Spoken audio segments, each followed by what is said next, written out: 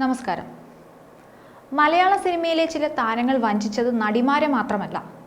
Ticket എടുത്ത് തിയേറ്ററിൽ കയറി ഇവർക്ക് വേണ്ടി കൈയടിക്കുകയും പോസ്റ്ററിൽ പാലഭിഷേകം നടത്തുകയും താരങ്ങളെ നെഞ്ചിലേറ്റുകയും ചെയ്ത പ്രേക്ഷകരെ കൂടിയാണ്. ലൈംഗിക പീഡനം എല്ലാ മേഖലയിലും ഉണ്ടെന്ന് പറഞ്ഞ താരങ്ങളും രാഷ്ട്രീയ നേതൃത്വവും കൈകഴുകാൻ വരട്ടെ. ഇത്രയും നെറുകേട് വെള്ളിത്തിരയ്ക്ക് പിന്നിലുണ്ടെന്ന് കേട്ട് ലോകം ഞെട്ടിത്തെറിച്ചിരിക്കുന്നു. മന്ത്രിയും തന്ത്രിയും മിണ്ടുന്നില്ല.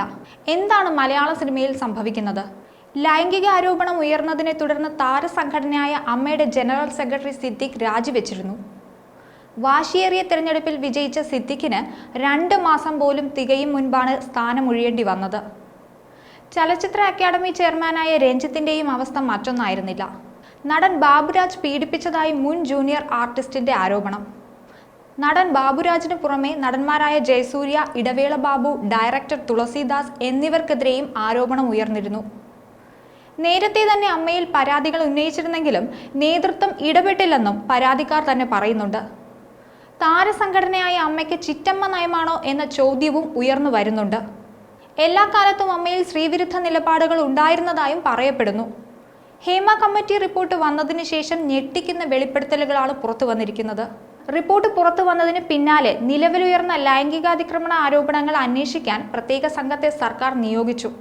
4 വനിതാ ഉദ്യോഗസ്ഥരടങ്ങുന്ന 7 അംഗ സംഘമാവും അന്വേഷണം നടത്തുക. ADGP H വെങ്കിടേഷ് മേൽനോട്ടം വഹിക്കും. IG G സർപ്പജൻ കുമാറും സംഘത്തെ നയിക്കും. പരാതികളും വെളിപ്പെടുത്തലുകളും സംബന്ധിച്ച് അന്വേഷിക്കാനാണ് നിർദ്ദേശം. ഹേമ കമ്മിറ്റി റിപ്പോർട്ട് കേരളക്കരെ ഒന്നാകെ നടുക്കിയിട്ടുണ്ട്. പതിവിൽ നിന്ന് വ്യത്യസ്തമായി അമ്മയിലെ അംഗങ്ങൾക്കിടയിലുള്ള ഭിന്നസ്വരവും തുടക്കം മുതൽ പുറത്തു വന്നിരുന്നു. സിദ്ദിഖ് പറഞ്ഞതിനെ തള്ളി ജഗദീശന്റെ നിലപാടുകളാണ് കേരള സമൂഹം ചെവിക്കൊണ്ടത്. ഉർവശി, ശ്വേത മേനോൻ, അൻസിബ ഹസൻ തുടങ്ങിയവരെല്ലാം തുറന്ന വിമർശനവുമായി രംഗത്ത് വന്നതോടെ അമ്മ മുൻപെങ്ങുമില്ലാത്ത പ്രതിസന്ധിയാണ് നേരിട്ടതെന്ന് എടുത്തു പറയണം. നടിക്കെതിരെയുള്ള ആക്രമണശേഷം 2017 മലയാള സിനിമയിലെ വനിതാ കൂട്ടായ്മയായ വിമൻ ഇൻ കളക്റ്റീവ് അഥവാ WCCയുടെ തുടക്കം. WCCക്കെതിരെ കടുത്ത നിലപാട് സ്വീകരിച്ചിരുന്ന പലരും ഹേമ കമ്മിറ്റി റിപ്പോർട്ടിന്റെ പശ്ചാത്തലത്തിൽ നിലപാട് മയപ്പെടുത്തിയെന്നതാണ് ഇപ്പോൾ ശ്രദ്ധേയം. മലയാള സിനിമയെ ഇപ്പോൾ 3 രീതിയിൽ വിലയിരുത്താമെന്നാണ് പ്രമുഖർ പറയുന്നത്. 1. കോവിഡിന് മുമ്പും ശേഷവുമുള്ള സിനിമ. 2. ഹേമ കമ്മിറ്റിക്ക് മുൻപുള്ള സിനിമ. 3. ഹേമ കമ്മിറ്റിക്ക് ശേഷമുള്ള സിനിമ. ചലച്ചിത്ര പ്രവർത്തക ഭാഗ്യലക്ഷ്മിക്കും ഭീഷണി കോൾ നേരിടേണ്ടി വന്നു.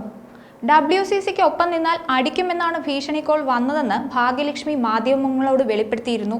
വരും ദിവസങ്ങളിൽ കൂടുതൽ പേർ വെളിപ്പെടുത്തലുകളുമായി വരുമെന്നാണ് കേരള സമൂഹവും പ്രതീക്ഷിക്കുന്നത്. എല്ലാ തൊഴിലിടങ്ങളിലും സ്ത്രീകൾക്ക് സുരക്ഷിതമായി ജോലി ചെയ്യാനുള്ള സാഹചര്യം ഉണ്ടാകണം. ന്യൂസ് ഡെസ്ക് ഈനാട് മലയാളം.